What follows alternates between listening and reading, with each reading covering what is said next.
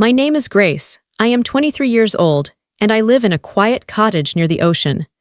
I looked across the heavy wooden table at the two people who gave me life, and then threw me away. My mother smoothed her silk scarf, and my father checked his expensive watch. They were smiling at me. It wasn't a kind smile. It was the smile you give a child who doesn't understand how the real world works. To them, I was still the fragile girl they kicked out on her 18th birthday with nothing but a suitcase and a lot of fear. They thought I was sitting here because I was desperate. They thought I was weak. Today was the final reading regarding my grandfather's estate. The number was staggering, $3.8 billion. I could see the greed in their eyes. They were already spending the money in their heads. They assumed they would be the ones to manage it. After all, they had spent years telling everyone I was unfit and too emotional to handle anything important. But as the attorney cleared his throat to speak, I didn't feel afraid. I felt a strange, cold calm. My parents thought they were looking at a victim. They had no idea that Grandpa William had left a final instruction that would change everything. They thought they were here to collect a fortune. They didn't know they were actually here to lose it all. But before I tell you how everything flipped, like and subscribe, drop a comment. Where are you watching from? My name is Grace. I am 23 years old.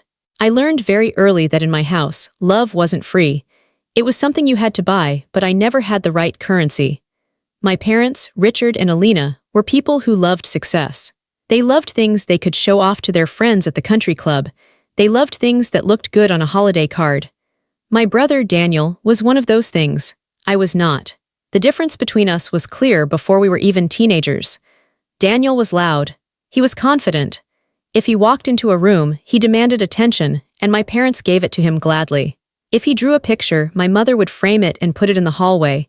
She would tell everyone, "Look at the bold lines. He has such a vision." If I drew a picture, she would glance at it while checking her emails on her phone. "That's nice, Grace," she would say, her voice flat. "But maybe you should spend more time on your math homework. Art doesn't pay the bills." It wasn't just about art or math. It was about who we were. I remember one specific Tuesday when I was 12. It was raining hard. I had come home from school with a fever. I felt terrible. My head was pounding and I was shivering. I walked into the kitchen looking for my mother. She was on the phone, laughing. Daniel was sitting at the counter, eating a sandwich. He had just failed a history test. I saw the paper on the counter with a big red F on it. "It's the teacher's fault," Daniel was saying, his mouth full. "He asks questions about things we didn't even read." My mother hung up the phone and looked at him with sympathy. "I know, honey. Mr. Henderson is too rigid. I'll send an email to the principal tomorrow. We can't have your GPA suffering because a teacher doesn't know how to do his job. Do you want some ice cream to feel better?" Then she looked at me. I was leaning against the doorframe, sweating and pale. "Grace, why are you standing there like that?" she asked. Her tone wasn't worried, it was annoyed. "I don't feel well," I whispered. She sighed. It was a long, loud sigh. "Honestly, Grace, you are always not feeling well. You're so fragile. It's just a little rain. Go upstairs and lie down. And don't get Daniel sick. He has soccer practice tomorrow."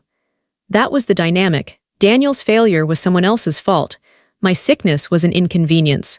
As we got older, the gap became financial. It wasn't just affection anymore, it was money. When Daniel turned 16, my parents bought him a brand new sports car. It was black, shiny, and loud. They put a big red bow on it and took 100 photos for Facebook. "Our boy is hitting the road," my dad captioned it. 2 months later, Daniel crashed it. He was driving too fast and hit a mailbox and a fence. I watched from my bedroom window as my dad inspected the damage. I expected him to be furious. I expected him to yell. Instead, he slapped Daniel on the back. "It happens, son," Dad said. "Cars can be replaced. At least you were driving aggressively. That shows leadership. We'll get you a better one." A year later, I turned 16. There was no car, there was no party. "We think it's better if you focus on your studies," my dad told me at dinner. "You get distracted easily, Grace. A car would just be a temptation to waste time. Besides, the bus is safe." I didn't argue. I learned not to argue. Arguing just made them call me emotional. In their eyes, I was a bad investment. I was quiet. I liked to read. I volunteered at the animal shelter. I didn't care about status or networking. To Richard and Alina, this meant I was defective. They called it uneconomical. "You have no drive," my mother would tell me while I washed the dishes, a chore Daniel never had to do. "You're too soft. The world is going to eat you alive, Grace, and don't expect us to bail you out when it does. They were preparing me for failure. They wanted me to fail so they could be right. They wanted to point at me and say, see, we told you she was weak. But I wasn't weak. I was just invisible, and being invisible gave me a lot of time to watch and a lot of time to hurt. The morning of my 18th birthday was a Tuesday. I woke up with a small knot of hope in my stomach. I knew better, but I still hoped. Maybe today would be different. 18 is a big number. It's the start of adulthood. I walked downstairs. The house was quiet. My parents were sitting at the dining table. It wasn't set for breakfast. There were no pancakes, no balloons, no presents. Instead, there was a folder. My father was wearing his business suit. My mother was dressed for a charity luncheon. They looked like they were about to conduct a merger, not wish their daughter a happy birthday. Sit down, Grace, my father said. He didn't look up from his tablet. I sat. The chair felt cold and hard. Happy birthday, my mother said, but she said it the way you say good morning to a stranger in an elevator. Polite but empty. Thank you, I said. My father pushed the folder toward me. You're 18 now. According to the law, you are an adult. Yes, I said. We have raised you, he continued. We have provided food, shelter, and clothing. We have done our job. But as we have told you many times, we don't believe in supporting adults who don't show promise. I froze. What do you mean? We mean that as of today, our financial obligation to you ends, my mother said. She took a sip of her coffee. We're cutting you off, Grace. I looked from one to the other. I tried to laugh, thinking it was a joke. Okay, but I'm still in high school. I have 3 months until graduation. That's your problem to solve, Dad said. We are done funding your lack of ambition. We've seen your grades. They're fine, but they aren't stellar. You don't have a business plan. You don't have a vision. We aren't going to pour money into a sinking ship. Where am I supposed to go? I asked. My voice started to shake. You're smart enough to figure it out, Mom said. Or maybe you aren't. This is your test. Sink or swim. But what about Daniel? I asked. I couldn't help it. Daniel is 20. He's in college. You pay for his apartment. You pay for his tuition. You give him an allowance. My father slammed his hand on the table. The sound echoed in the big, empty room. Do not compare yourself to your brother, he shouted. Daniel is building a future. Daniel is making connections. He is an investment. You are just existing. We've packed a bag for you, my mother added calmly. She pointed to the hallway. There was one suitcase standing by the door. It was my old suitcase, the one with the broken zipper. You have an hour to collect anything else you need, she said. We're changing the locks at noon. I stared at them. They weren't angry. They weren't sad. They were indifferent. To them, this was just a business decision. They were cutting overhead costs. I didn't scream. I didn't cry. I think I was in shock. I went upstairs to my room. I packed my clothes. I packed my books. I took the photo of my grandmother, my mom's mom, who had died years ago. I left everything else. When I walked out the front door, neither of them came to say goodbye. I heard the TV turn on in the den. They were already moving on with their day. I had $75 in my pocket from babysitting. I had nowhere to go. I called my friend Sarah. I was crying so hard I could barely speak. Sarah's mom let me sleep on their couch. I stayed there for 3 weeks. I got a job at a diner washing dishes. Then I got a second job cleaning offices at night. I finished high school while working 40 hours a week. I was tired all the time. My hands were chapped from the dishwater. My back ached from scrubbing floors. Meanwhile, I saw photos on Instagram. Daniel was on spring break in Cabo. My parents had paid for the trip. He was holding a drink, laughing, surrounded by friends. I was eating instant noodles and sleeping on a couch, wondering why my own parents hated me so much. For 6 months, I didn't speak to anyone in my family. I was too ashamed and too busy trying to survive. I was renting a tiny room in a basement apartment. It smelled like mold and the heater didn't work well, but it was mine. Then my phone rang. It was a number I didn't recognize. Hello, I answered, wiping a table at the diner. Grace, the voice was deep and gravelly. It was my grandfather William, my father's father. I hadn't seen Grandpa William in years. My parents rarely visited him. They said he was difficult and old-fashioned. They only went to see him on holidays, and only because he was rich. They wanted to stay in his will. Hi, Grandpa, I said. I felt a lump in my throat. Where are you? He asked. I went to your parents' house. They said you moved out. They said you wanted to explore the world. But they wouldn't give me your number. I had to hire a private investigator to find you. I almost dropped the phone. You hired an investigator. I knew they were lying, he said. Richard is a bad liar. He sweats when he lies. Grace, meet me for dinner, tonight. I'm sending a car. I tried to say no. I was wearing my work uniform. I smelled like grease. But he insisted. That night I sat across from him at a quiet steakhouse. I felt out of place. But Grandpa William didn't care. He looked at me with sharp blue eyes. He looked old, much older than I remembered. His hands shook a little when he held his water glass. Tell me the truth, he said. Why are you living in a basement? So I told him. I told him about the birthday, the suitcase, the business verdict. I told him about the 3 jobs. I told him how they compared me to Daniel. I expected him to tell me I should apologize to my parents. I expected him to say, well, they just want you to be tough. Instead, he reached across the table and took my hand. His skin was dry and paper-thin. They are fools, he said softly. I looked up, surprised. Richard has always been a fool, Grandpa said. He thinks money is character, he thinks noise is strength. He doesn't see you, Grace. I'm not like them, Grandpa, I said. I'm not good at business. I'm not aggressive. Good, he said firmly. Aggression is cheap, true strength is quiet. You have survived, haven't you? You didn't crumble, you are working, you are paying your own way. Do you know how much respect I have for that? He squeezed my hand. Daniel asks me for money once a week, Grandpa said. He comes to my house, drinks my scotch, and asks for a loan for some new idea that will fail in a month. You never asked for a dime. I wanted to, I admitted. I was scared. But you didn't, you figured it out. From that night on, Grandpa William became my secret. We met once a week. I would go to his large, quiet estate on Sundays. We didn't talk about money. We talked about books. We talked about history. We sat in his garden and watched the birds. He was the first person to ask me what I thought about things. What is your opinion on this article, Grace? He would ask. I don't know, Grandpa. Dad always said my opinions were emotional. Your dad is an idiot, he would snap. Tell me what you feel. Feelings are information. Use them. He made me feel smart. He made me feel seen. He saw my sensitivity not as a weakness but as a superpower.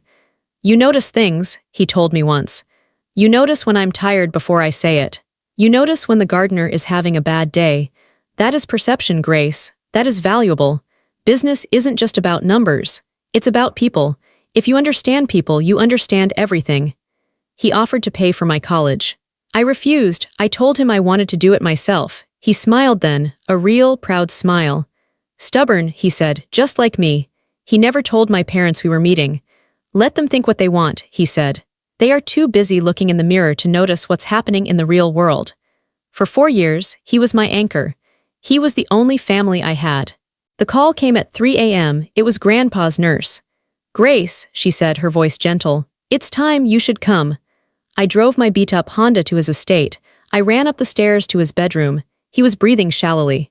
He looked very small in the big bed. I sat beside him and held his hand. I'm here, Grandpa, I whispered. He opened his eyes. They were cloudy, but he knew me. My brave girl, he whispered. It was barely a sound. Don't let them break you. I won't, I promised. I've taken care of it, he said. Just wait. He died an hour later. I was holding his hand when his heart stopped. I cried until I couldn't breathe. I felt like the roof had been ripped off my life. He was my safety. He was the only one who loved me. Then the door opened. My parents walked in. Daniel was with them. They were dressed perfectly. My mother had her hair done. My father was wearing a dark suit. They didn't look like people who had rushed over in the middle of the night. They looked like they were arriving for a photo op. Oh, Grace, my mother said. She walked over and tried to hug me. I stiffened. Her perfume was overwhelming. It smelled expensive and cold. We got the call, my father said. He looked at the body of his father. He didn't shed a tear. He looked relieved. Well, he had a long life. It was his time. Daniel was looking around the room. He was looking at the paintings on the walls. He was looking at the antique clock. He was calculating. Did he say anything? Daniel asked me. Before he passed. He said goodbye, I said coldly. Right, Daniel said. Sad day, very sad. The next few days were a blur of fake emotions. The funeral was a spectacle. My parents rented the biggest cathedral in the city. They invited senators, CEOs, and celebrities. They stood at the front, accepting condolences, dabbing at dry eyes with handkerchiefs. We are devastated, I heard my father tell a business partner. My father was my hero. I will do my best to honor his legacy. I stood in the back. I wore a simple black dress. No one spoke to me. My parents didn't introduce me to anyone. To the guests, I was probably just an assistant or a distant cousin. But then something shifted. After the funeral, my parents came up to me. "Grace, honey," my mother said. She put her hand on my arm. She had never touched me so gently in my life. "You must be tired. Why don't you come stay at the main house tonight? We have plenty of room. We can be a family again." I looked at her. I knew exactly what this was. They knew the will reading was tomorrow. They knew Grandpa was worth billions. They didn't know what was in the will, but they wanted to make sure I was close. They wanted to make sure I was managed. If Grandpa left me anything, even a small amount, they wanted to be the ones to control it. They were grooming me. They thought I was still the desperate 18-year-old they threw out. They thought a little bit of fake kindness would make me fall to my knees in gratitude. "I'm fine at my apartment," I said. "Nonsense," my father said, smiling a smile that didn't reach his eyes. "We insist. Family should be together at a time like this. Besides, we have the reading tomorrow. We can all go together in the limo." "We're going to be so rich," Daniel whispered to me, grinning. "I mean, we're going to have so much responsibility. You'll see, Grace. Mom and Dad will take care of you now. You won't have to work those dirty jobs anymore." He said it like he was doing me a favor, like he was offering a stray dog a bone. I looked at them, the three of them, a united front of greed. "Okay," I lied. "I'll come for dinner." I wanted to see it. I wanted to see their faces when they thought they had won. And I wanted to be there when they lost. The attorney's office smelled like old paper and expensive leather. It was a large room in a high-rise building downtown, overlooking the city. My parents, Richard and Alina, sat on one side of the massive mahogany table. Daniel sat next to them. They looked like a team, a hungry, united team. I sat on the other side, alone. Mr. Sterling, Grandpa's personal attorney for 40 years, sat at the head of the table. He was a serious man with gray hair and wire-rimmed glasses. He didn't smile when we walked in. He just nodded at me. "Let's begin," Mr. Sterling said. He opened a thick leather binder. My mother adjusted her pearls. She leaned forward. "We know this is a formality, Mr. Sterling. We know Father intended for Richard to manage the assets. We are ready to sign whatever is necessary to expedite the process." Mr. Sterling looked at her over his glasses. "Mrs. Holloway, please let me read the document." My father tapped his fingers on the table. "Get on with it then." Mr. Sterling began to read. He went through the standard legal words, being of sound mind and body, revoking all prior wills. Then he got to the assets. "The total value of the estate," Mr. Sterling said, pausing to look at a paper, "including real estate, stocks, bonds, and liquid cash, is valued at approximately $3.8 billion. The room went silent. My father's eyes widened. Daniel actually licked his lips. My mother let out a small, breathless sound. It was more money than even they had expected. They were already rich, but this was empire money. This was change-the-world money. "To my son, Richard," Mr. Sterling read.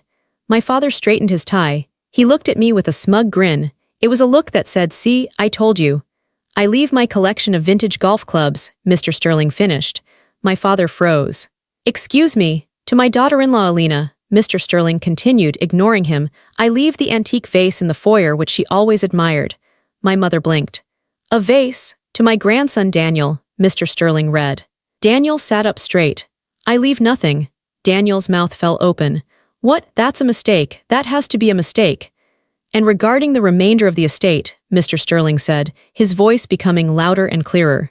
"The entire sum of $3.8 billion, along with all properties, holdings, and intellectual rights, I leave to my granddaughter, Grace Holloway." The silence that followed was heavy. It felt like the air had been sucked out of the room. I sat perfectly still. I felt my heart hammering against my ribs, but I kept my face calm. I looked at my hands. Then the explosion happened. "This is a joke," my father said. He stood up, his face turning red. "Grace, you're giving almost $4 billion to her." He pointed at me like I was a piece of trash on the floor. "She's a child," my mother cried out. "She works as a janitor. She doesn't know the first thing about wealth management. She'll lose it in a week." "She's unstable," Daniel shouted. Grandpa was senile. He didn't know what he was doing. My father took a deep breath and composed himself. He turned to me. He put on his business face. "Grace," he said, his voice sickly sweet. "Grace, listen to me. Obviously, Grandpa wasn't thinking clearly at the end. But this is fine. We can fix this. He walked around the table and stood behind my chair. He put his hands on my shoulders. His grip was tight, too tight. You are clearly overwhelmed, he said. You can't handle this kind of pressure, sweetheart. It's dangerous. People will try to use you, but don't worry. Mommy and I will step in. We will manage the trust for you. We'll give you a very generous allowance.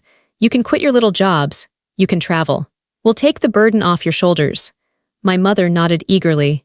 Yes, Grace, we'll handle the heavy lifting. You just sign the power of attorney over to your father. It's for your own good. They were doing it again. They were treating me like I was stupid.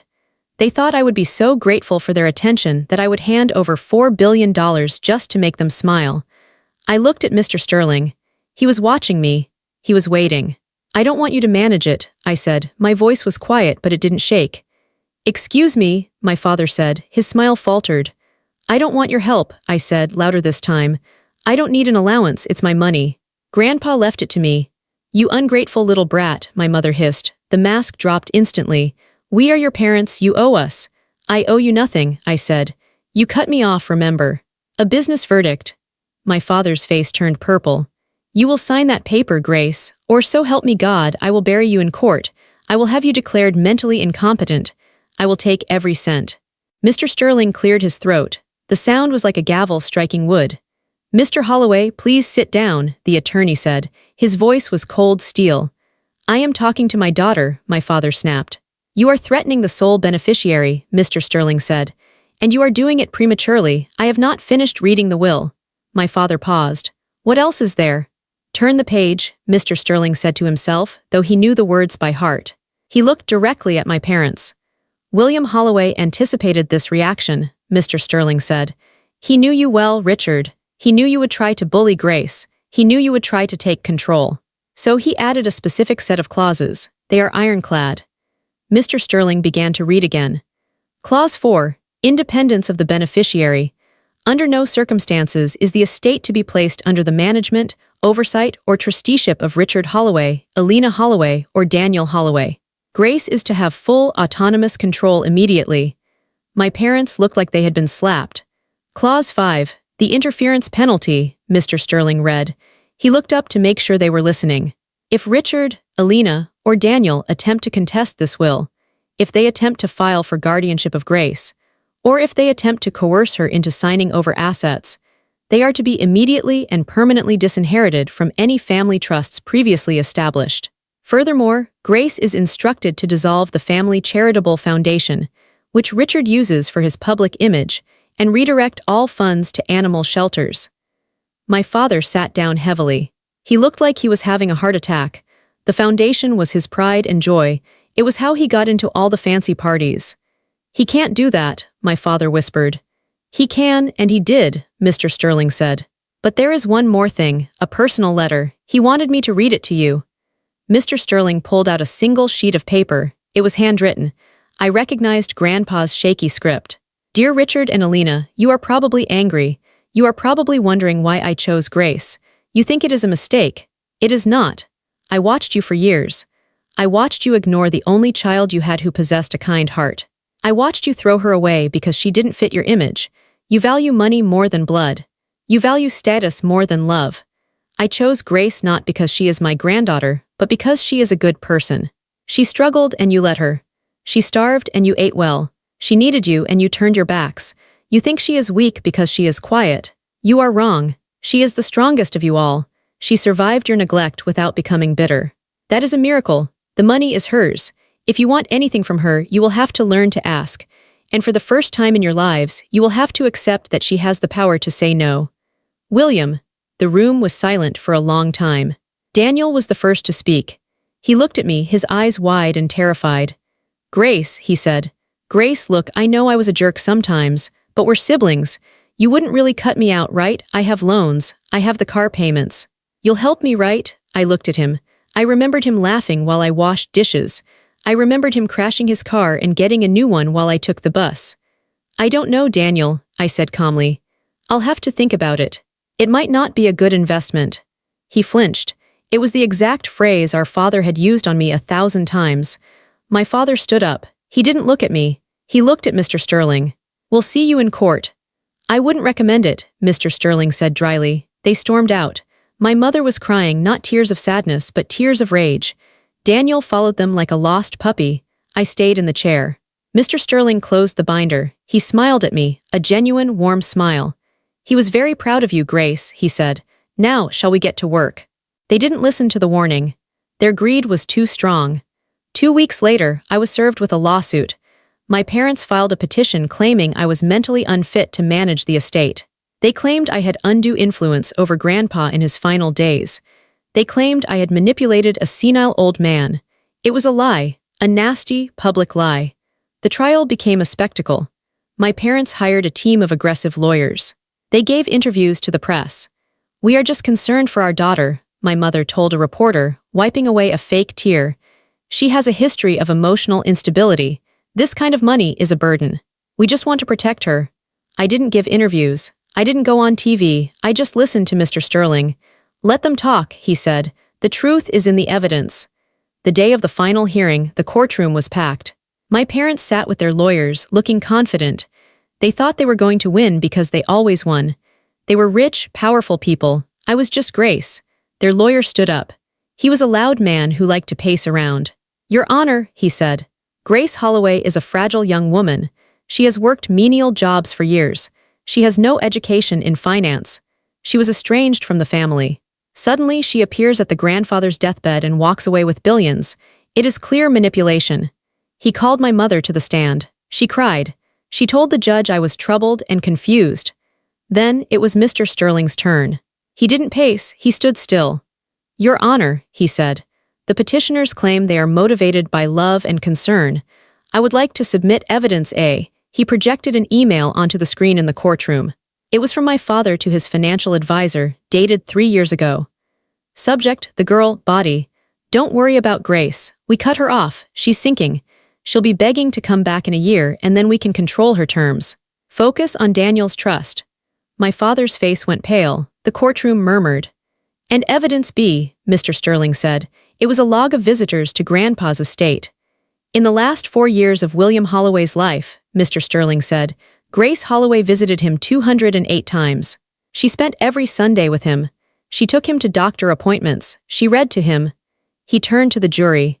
"Richard and Alina Holloway visited him 12 times, mostly on holidays, and usually for less than an hour." Mr. Sterling looked at my parents. "This is not a case of a granddaughter manipulating an old man," he said. "This is a case of a granddaughter being the only one who actually loved him. And now the people who ignored him want to steal what he gave her." The judge was a stern woman with sharp eyes. She looked at the evidence. Then she looked at my parents. Her expression was one of pure disgust. "Mr. and Mrs. Holloway," the judge said, "this petition is baseless. It is clear to this court that your father was of sound mind. His instructions are explicit. He anticipated exactly what you are doing today." She leaned forward. "Not only am I dismissing this case," she said, "but I am upholding the interference penalty clause in the will. By filing this frivolous lawsuit, you have triggered your own disinheritance from the family trusts. You have effectively sued yourselves out of your own safety net." My mother gasped. My father looked like he had been punched in the stomach. "The estate belongs to Grace Holloway," the judge ruled. Case closed. I walked out of the courtroom. Reporters were shouting questions. Cameras were flashing. My parents were arguing with their lawyers in the corner, looking panicked. I didn't stop. I walked straight to my car. I didn't feel giddy. I didn't feel triumphant. I just felt clean. The truth was out. Everyone knew who they really were. They didn't listen to the warning. Their greed was too strong. 2 weeks later, I was served with a lawsuit. My parents filed a petition claiming I was mentally unfit to manage the estate. They claimed I had undue influence over Grandpa in his final days. They claimed I had manipulated a senile old man. It was a lie, a nasty, public lie. The trial became a spectacle. My parents hired a team of aggressive lawyers. They gave interviews to the press. "We are just concerned for our daughter," my mother told a reporter, wiping away a fake tear. "She has a history of emotional instability. This kind of money is a burden. We just want to protect her." I didn't give interviews. I didn't go on TV. I just listened to Mr. Sterling. "Let them talk," he said. "The truth is in the evidence." The day of the final hearing, the courtroom was packed. My parents sat with their lawyers, looking confident. They thought they were going to win because they always won. They were rich, powerful people. I was just Grace. Their lawyer stood up. He was a loud man who liked to pace around. "Your Honor," he said, "Grace Holloway is a fragile young woman. She has worked menial jobs for years. She has no education in finance. She was estranged from the family. Suddenly, she appears at the grandfather's deathbed and walks away with billions. It is clear manipulation." He called my mother to the stand. She cried. She told the judge I was troubled and confused. Then it was Mr. Sterling's turn. He didn't pace, he stood still. "Your Honor," he said, "the petitioners claim they are motivated by love and concern. I would like to submit evidence A." He projected an email onto the screen in the courtroom. It was from my father to his financial advisor, dated 3 years ago. Subject, the girl, body. "Don't worry about Grace. We cut her off. She's sinking. She'll be begging to come back in a year and then we can control her terms. Focus on Daniel's trust." My father's face went pale. The courtroom murmured. "And evidence B," Mr. Sterling said. It was a log of visitors to Grandpa's estate. "In the last 4 years of William Holloway's life," Mr. Sterling said, "Grace Holloway visited him 208 times. She spent every Sunday with him. She took him to doctor appointments. She read to him." He turned to the jury. "Richard and Alina Holloway visited him 12 times, mostly on holidays, and usually for less than an hour." Mr. Sterling looked at my parents. "This is not a case of a granddaughter manipulating an old man," he said. "This is a case of a granddaughter being the only one who actually loved him. And now the people who ignored him want to steal what he gave her." The judge was a stern woman with sharp eyes. She looked at the evidence. Then she looked at my parents. Her expression was one of pure disgust. "Mr. and Mrs. Holloway," the judge said, "this petition is baseless. It is clear to this court that your father was of sound mind. His instructions are explicit. He anticipated exactly what you are doing today." She leaned forward. "Not only am I dismissing this case," she said, "but I am upholding the interference penalty clause in the will. By filing this frivolous lawsuit, you have triggered your own disinheritance from the family trusts. You have effectively sued yourselves out of your own safety net." My mother gasped. My father looked like he had been punched in the stomach. "The estate belongs to Grace Holloway," the judge ruled. "Case closed." I walked out of the courtroom. Reporters were shouting questions. Cameras were flashing. My parents were arguing with their lawyers in the corner, looking panicked. I didn't stop. I walked straight to my car. I didn't feel giddy. I didn't feel triumphant. I just felt clean. The truth was out. Everyone knew who they really were. 6 months later, I found myself driving through my old neighborhood. I didn't plan to go there. I was just driving, enjoying the feel of my car, a safe, reliable SUV that I had bought with my own money. I turned onto the street where I grew up. The houses were huge and imposing. The lawns were perfectly manicured. It all looked so perfect on the outside. I stopped in front of my parents' house. It looked smaller. When I was a child, that house felt like a fortress. It felt like a prison. I used to look at those windows and feel a pit of dread in my stomach, wondering what I had done wrong, wondering why I wasn't enough. Now it was just a pile of bricks. I saw a car in the driveway, my father's car. It was dusty. He used to keep it spotless. I imagined them inside, probably sitting at that long dining table, probably arguing about money, probably blaming everyone but themselves. They were trapped in that house with their bitterness. I rolled down the window. The air smelled the same, like cut grass and sprinklers, but I felt different. I wasn't the girl with the suitcase anymore. I wasn't the victim. Grandpa William didn't just leave me money. The billions were nice, of course. They bought safety. They bought time. But his real gift was the truth. He gave me permission to see my family clearly. He gave me the evidence that I wasn't crazy, I wasn't weak, and I wasn't unlovable. He validated my reality. I realized then that I didn't hate them. Hate takes too much energy. Hate is an attachment. I felt indifference. I didn't want to punish them anymore. Life had already punished them. They had lost the only 2 people who would have loved them for free, me and Grandpa. Now they were alone with their things. I put the car in gear. My phone buzzed. It was an email from the director of the youth shelter we had just opened. "Grace, the new beds arrived. The kids are so happy, thank you." I smiled, a real smile. I looked at the house one last time. "Goodbye," I whispered. I didn't say it with anger. I said it with relief. I drove away, watching the house shrink in my rearview mirror until it was just a speck, and then it was gone. The road ahead was wide open. The sun was setting, painting the sky in colors of purple and gold. I turned on the radio and sang along to a song I liked. I was free. I finally understood what Grandpa meant. The best revenge isn't destroying your enemies. It's living a life so full, so happy, and so complete that they simply cease to matter. I didn't take anything from them. I just stopped letting them take from me. And for the first time in my life, I chose peace on my own terms.